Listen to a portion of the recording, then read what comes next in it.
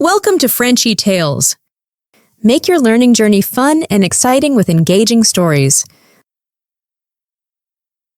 Bonjour à tous. Avant de commencer, veuillez activer la fonction de traduction afin d'améliorer votre compréhension du texte.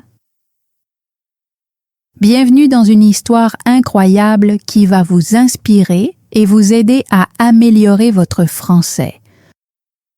Aujourd'hui, nous allons découvrir la vie d'Albert Einstein, un homme qui a changé le monde grâce à ses idées et à son courage.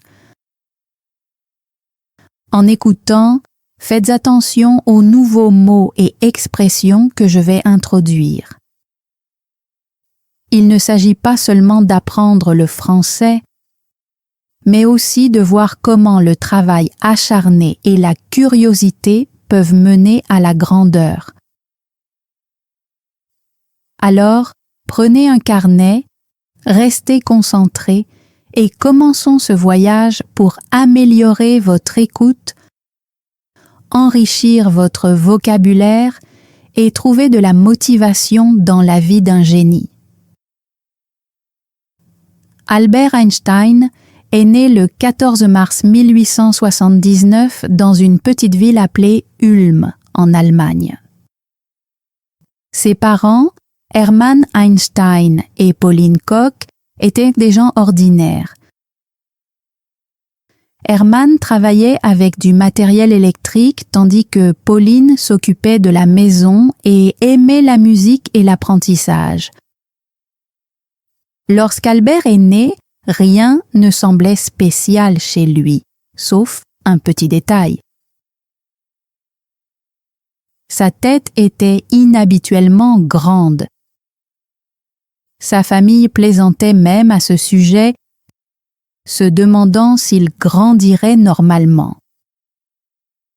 Il n'avait aucune idée que ce petit garçon allait changer le monde. Albert était un enfant très silencieux.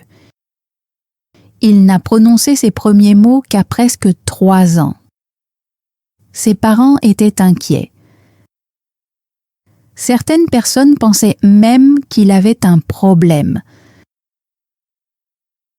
Sa famille l'appelait le silencieux parce qu'il parlait rarement, même lorsque d'autres enfants autour de lui discutaient. Mais Albert n'était pas silencieux parce qu'il était lent, il l'était parce qu'il était toujours en train de réfléchir. Il restait assis pendant des heures, observant le monde autour de lui, comme s'il essayait de comprendre comment tout fonctionnait.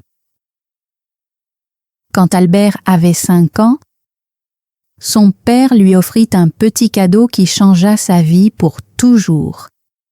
Une simple boussole. Au début, Albert ne comprenait pas comment elle fonctionnait. Comment l'aiguille pouvait-elle toujours pointer vers le nord, peu importe comment il la tournait. Il devint fasciné par cet objet minuscule, le fixant pendant des heures, essayant de comprendre la force invisible qui guidait l'aiguille. Ce fut la première fois qu'Albert réalisa qu'il existait des forces invisibles dans le monde et il voulait toutes les découvrir. Plus tard dans sa vie, il dira que cette expérience lui a laissé une impression profonde et durable. Albert a eu du mal à l'école. Il n'aimait pas la façon dont ses professeurs enseignaient. À cette époque, les écoles étaient très strictes et les élèves devaient tout mémoriser. Mais Albert ne voulait pas mémoriser des faits. Il voulait poser des questions et trouver des réponses. Ses professeurs se mettaient souvent en colère contre lui. Un professeur lui a même dit « Tu es un échec ». Tu ne réussiras jamais dans la vie. Ces mots lui ont fait mal, mais Albert ne les a pas laissés l'arrêter. Il avait des difficultés avec certaines matières, notamment les langues, mais il y en avait une qu'il aimait plus que tout, les mathématiques. Il l'appelait le langage de l'univers et aimait résoudre des problèmes comme des énigmes. Même s'il avait des difficultés à l'école, sa famille croyait en lui. Sa mère, Pauline, remarqua son amour pour la musique et l'encouragea à apprendre le violon. Au début, Albert n'aimait pas s'entraîner, mais avec le temps, la musique devint un moyen pour lui de se détendre et de penser clairement. Son oncle, Jacob, contribua également à façonner son esprit. Jacob adorait les mathématiques et les enseignait à Albert de manière amusante et créative. Il lui disait souvent « Les mathématiques sont comme une chasse au trésor. Chaque problème est un indice qui te mène à la réponse. » Cela fit aimer encore plus les chiffres à Albert. Albert était différent des autres enfants. Alors que les autres jouaient, il passait des heures à lire des livres et à imaginer comment le monde fonctionnait. Il adorait les histoires sur les grands scientifiques et rêvait de faire ses propres découvertes. Un jour, en rentrant de l'école, Albert se posa une question. Que ressentirait-on en chevauchant un rayon de lumière? Cette question resta dans son esprit pendant des années. Ce fut le début de son voyage de toute une vie pour comprendre la lumière, l'espace et le temps. Quand Albert avait 15 ans, sa vie devint difficile. L'entreprise de son père fit faillite et la famille dut déménager en Italie. Albert resta en Allemagne pour terminer ses études. Mais il détestait être loin de sa famille. Il se sentait seul et malheureux. Finalement, Albert décida de quitter l'école sans terminer ses études. Il ne supportait plus les règles strictes et les enseignants sévères. À la place, il commença à apprendre par lui-même. Il lisait des livres sur la science, la philosophie et les mathématiques, s'enseignant tout ce qu'il voulait savoir. C'était un choix risqué. Beaucoup de gens pensaient qu'il avait ruiné son avenir en quittant l'école. Mais Albert s'en fichait. Il croyait que l'apprentissage était plus important que le respect de règles strictes. Albert Einstein était déterminé à accomplir quelque chose de grand dans sa vie. Après avoir quitté l'Allemagne, il s'installa en Suisse, un pays connu pour son système éducatif moderne. La Suisse était différente de l'Allemagne. Les écoles y étaient moins strictes et les étudiants étaient encouragés à penser librement. C'était exactement ce dont Albert avait besoin. À 16 ans, Albert écrivit son premier article scientifique. Il n'était pas parfait, mais il montrait qu'il avait un grand potentiel. il postula également à une célèbre école suisse, l'École polytechnique fédérale de Zurich. Cependant, il échoua à l'examen d'entrée, car il avait des difficultés dans des matières comme le français et l'histoire. Au lieu d'abandonner, Albert décida d'essayer à nouveau. Il travailla plus dur que jamais, améliorant ses points faibles et refusant de laisser l'échec l'arrêter. La jeunesse d'Albert Einstein fut pleine de luttes et de doutes. Les gens ne le comprenaient pas toujours, et il fit face à des refus et des échecs. Mais il n'abandonna jamais. Sa curiosité, sa détermination et son amour pour l'apprentissage le poussèrent à avancer. À 17 ans, Albert tenta de nouveau d'entrer à l'École polytechnique fédérale de Zurich. Cette fois, il réussit. Mais ses problèmes n'étaient pas terminés. Même s'il étudiait dans l'une des meilleures écoles d'Europe, la nature rebelle d'Albert rendait son intégration difficile. Albert aimait les mathématiques et la physique, mais il ne s'intéressait pas aux autres matières. Ses professeurs ne comprenaient pas sa façon de penser. Certains ne l'aimaient même pas, car il ne suivait pas leur méthode d'enseignement. Un professeur lui dit un jour : « Tu es intelligent, Einstein, mais tu manques de discipline. » Albert n'était pas le meilleur élève de sa classe.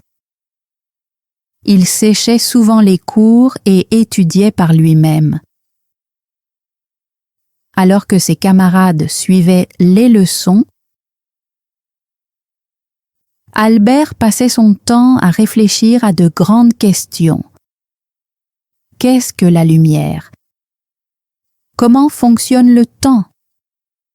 Pourquoi la gravité existe-t-elle?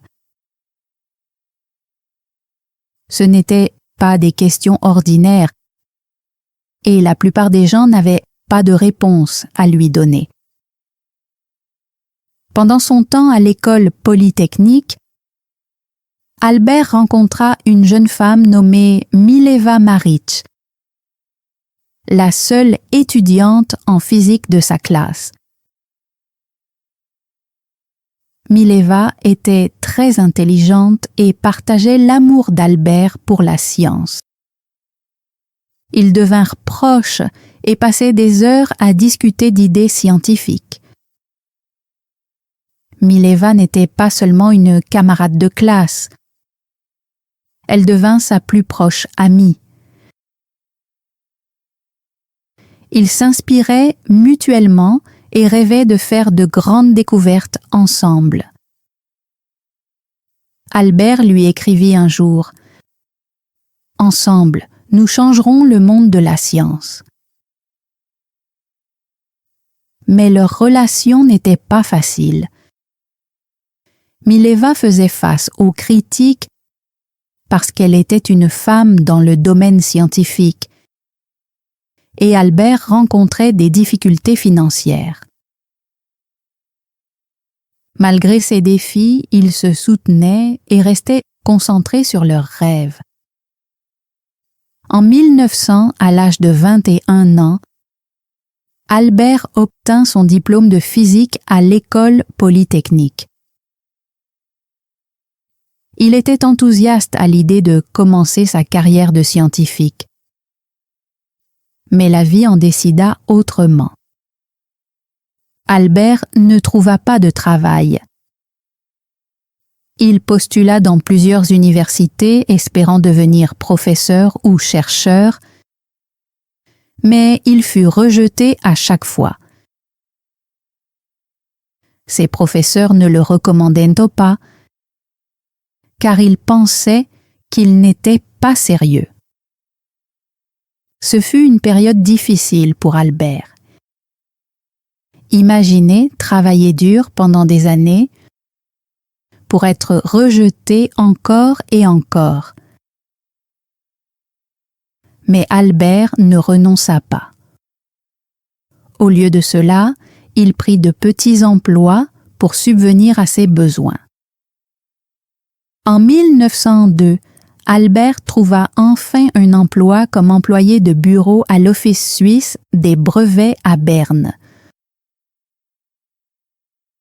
Son travail consistait à examiner des inventions et à décider si elles étaient originales. Ce n'était pas un poste prestigieux et cela n'avait rien à voir avec la physique. Au début, Albert fut déçu. Il voulait être scientifique, pas simple employé de bureau. Mais au lieu de se plaindre, il tira le meilleur parti de cette situation. Ce travail lui laissait du temps libre et il l'utilisa pour réfléchir à la science. Il appelait même l'Office des brevets son laboratoire de pensée. Tout en examinant des brevets, il notait en secret des idées sur la lumière, le temps et l'espace. Il était déterminé à poursuivre son rêve, même si cela signifiait travailler tard dans la nuit après sa journée de travail. En 1903, Albert épousa Mileva. Ils eurent un mariage simple et, peu après, leur premier enfant naquit, un fils nommé Hans Albert Einstein. Bien qu'ils étaient heureux, la vie n'était pas facile. Le salaire d'Albert en tant qu'employé de bureau était bas, et ils avaient du mal à subvenir à leurs besoins. Ils vivaient dans un petit appartement et avaient peu d'argent. Les amis d'Albert lui conseillèrent d'abandonner ses rêves scientifiques et de se concentrer sur son travail. Mais Albert refusa. Il déclara « Je préfère lutter pour ma passion plutôt que de vivre confortablement sans but. » Malgré ces difficultés, Albert continua de travailler sur ses théories. En 1905, à l'âge de 26 ans, il publia une série d'articles qui changèrent la science à jamais.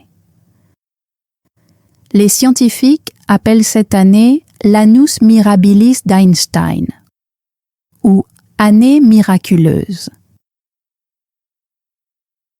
Premier, l'effet photoélectrique. Albert expliqua comment la lumière se comporte comme de minuscules particules appelées photons. Cette découverte lui valut plus tard le prix Nobel de physique. 2. Le mouvement brownien. Il prouva que les atomes existent, ce qui était une découverte révolutionnaire à l'époque. 3. La théorie de la relativité restreinte. C'était le travail le plus célèbre d'Albert.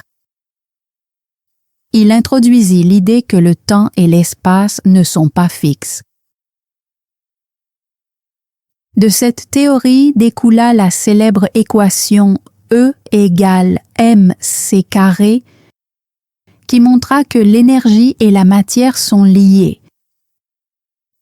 Ces articles bouleversèrent la communauté scientifique. Albert Einstein, un simple employé de bureau sans poste universitaire, venait de changer la physique pour toujours. Après 1905, la vie d'Albert changea. Des scientifiques du monde entier commencèrent à remarquer son travail. On lui offrit des postes d'enseignant et il devint professeur dans plusieurs universités. Enfin, son travail acharné portait ses fruits. Mais Albert ne laissa pas le succès le changer. Il continua à poser de grandes questions et à repousser les limites de la science. Il croyait que la connaissance n'avait pas de fin et que la curiosité était la clé pour comprendre l'univers. Le parcours d'Albert Einstein, d'un employé de bureau en difficulté à un scientifique de renommée mondiale, montre le pouvoir de la détermination. Son histoire nous enseigne 1. L'échec n'est pas la fin, c'est une étape vers le succès. 2. Croire en soi est plus important que chercher l'approbation des autres. 3. Les grands rêves exigent de grands sacrifices. En 1909, les incroyables découvertes d'Einstein étaient connues dans toute l'Europe. Il devint professeur à l'université de Zurich, puis partit enseigner à l'université allemande de Prague. Pendant cette période, Albert commença à réaliser l'importance de son travail. Les gens le voyaient désormais comme un génie, quelqu'un capable de résoudre les mystères de l'univers. Mais Albert resta humble. Il déclara un jour « Je ne suis pas un génie, je suis simplement curieux. Je reste avec les questions plus longtemps que les autres. » Cependant, la célébrité apporta des défis. Albert ne se souciait ni de l'argent ni du luxe.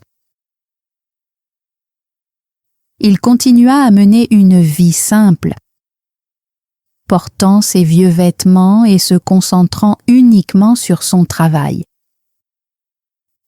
Alors que le monde le louait, Albert savait que son voyage était loin d'être terminé.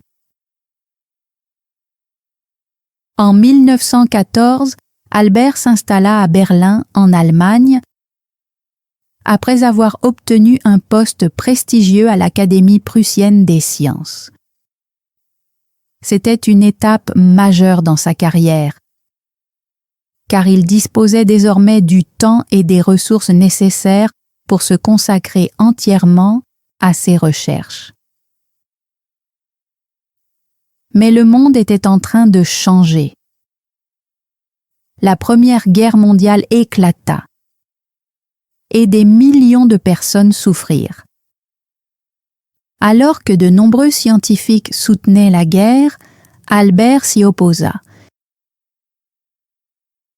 Il croyait en la paix et utilisa son influence pour faire passer son message. Pendant cette période, le mariage d'Albert avec Mileva commença à se détériorer. Les difficultés du passé, combinées à la célébrité grandissante d'Albert, créèrent une distance entre eux. En 1919, ils divorcèrent, mais Albert s'assura que Mileva et leur fils soient bien pris en charge. Cette même année, un événement incroyable se produisit. Des scientifiques britanniques testèrent la théorie générale de la relativité d'Albert, sur laquelle ils travaillaient depuis 1915. Les résultats prouvèrent que la gravité pouvait courber la lumière. Cette découverte révolutionnaire transforma notre compréhension de l'univers. La nouvelle se répandit rapidement et Albert Einstein devint célèbre dans le monde entier. Les journaux titrèrent « La théorie d'Einstein prouvée vraie ». Pour la première fois dans l'histoire, un scientifique devint une célébrité. Lorsqu'on lui demanda ce qu'il pensait de sa célébrité, Albert répondit « Si mes théories sont fausses, les Américains diront que je suis un Allemand. Et les Allemands diront que je suis un Juif. Si mes théories sont justes, les Allemands diront que je suis un Allemand et les Américains diront que je suis un Juif. » Ces paroles reflétaient son humour, mais aussi les difficultés qu'il affrontait en tant que scientifique juif dans un monde plein de préjugés. Dans les années 1920, Albert parcourut le monde, donnant des conférences et rencontrant d'autres scientifiques. Il visita les États-Unis, le Japon et de nombreux autres pays, partageant ses idées et inspirant les jeunes penseurs. Albert utilisa sa célébrité pour une bonne cause. Il s'opposa à la guerre, déclarant « La paix ne peut pas être maintenue par la force. Elle ne peut être atteinte que par la compréhension. » Il soutint également les droits des minorités et des réfugiés, devenant une voix pour ceux qui n'en avaient pas. Mais à mesure que sa célébrité grandissait, les critiques contre lui augmentaient aussi. Certains disaient qu'il était trop idéaliste, tandis que d'autres cherchaient à discréditer son travail. Albert affronta ces défis avec calme et déclara un jour « Les grands esprits ont toujours rencontré une opposition farouche de la part des esprits médiocres. » En 1933, la montée du régime nazi en Allemagne força Albert à quitter le pays. En tant que scientifique juif, il était en grand danger. Les nazis brûlèrent ses livres et qualifièrent son travail de science juive. Albert s'installa à Princeton dans le New Jersey, aux États-Unis, où il rejoignit l'Institut d'études avancées.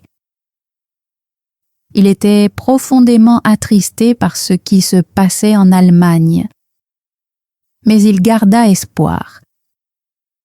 Il déclara un jour « Au milieu de la difficulté se trouve l'opportunité. » Albert devint citoyen américain en 1940 et passa le reste de sa vie aux États-Unis. Pendant la Seconde Guerre mondiale, des scientifiques lui demandèrent d'aider à développer une bombe atomique. Bien qu'il n'ait joué aucun rôle direct dans sa fabrication, sa célèbre équation E égale mc carré posa les bases de l'énergie nucléaire. Lorsqu'il apprit les bombardements d'Hiroshima et de Nagasaki en 1945, il fut profondément attristé. Il regretta que son travail ait mené à une telle destruction et passa le reste de sa vie à lutter pour le désarmement nucléaire. Il déclara un jour « L'humanité a inventé la bombe atomique, mais aucune souris ne construirait un piège à souris. » même en étant l'une des personnes les plus célèbres au monde, Albert vivait simplement.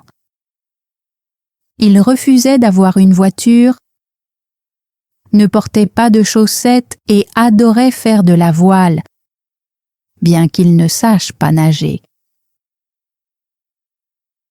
Sa curiosité ne disparut jamais. Il continua à poser de grandes questions sur l'univers, de la nature des trous noirs à la possibilité du voyage dans le temps. Il croyait qu'il y avait toujours plus à apprendre. Dans ces dernières années, Albert se concentra sur la recherche d'une théorie unique capable d'expliquer toutes les forces de la nature. Ce défi reste encore non résolu aujourd'hui. Même lorsque sa santé déclina, il continua à travailler jusqu'à son dernier souffle. Le 18 avril 1955, Albert Einstein s'éteignit à l'âge de 76 ans. Ses derniers mots furent prononcés en allemand. Mais l'infirmière à son chevet ne les comprit pas, et ils ne furent jamais enregistrés. Les contributions d'Albert Einstein à la science, à la paix et à l'humanité restent inégalées. Son histoire nous enseigne 1. Les épreuves créent la grandeur. Albert fit face au rejet, aux critiques et à la guerre, mais il ne renonça jamais à ses rêves. 2. La curiosité mène au progrès. Il nous a appris à tout remettre en question et à chercher des réponses, aussi difficiles soient-elles. 3. L'humilité est une force. Malgré sa renommée, Albert resta simple, montrant que la véritable grandeur vient de la passion et non de l'orgueil. Aujourd'hui, son nom est un symbole de génie. Mais son histoire est bien plus qu'une question d'intelligence. C'est une leçon de persévérance, de courage et de conviction qu'une seule personne peut changer le monde. Ces paroles continuent de nous inspirer. Ne cherche pas à être une personne à succès, mais plutôt une personne de valeur. Thanks for joining Frenchy Tales. Don't forget to like, subscribe, and keep learning through stories. See you next time.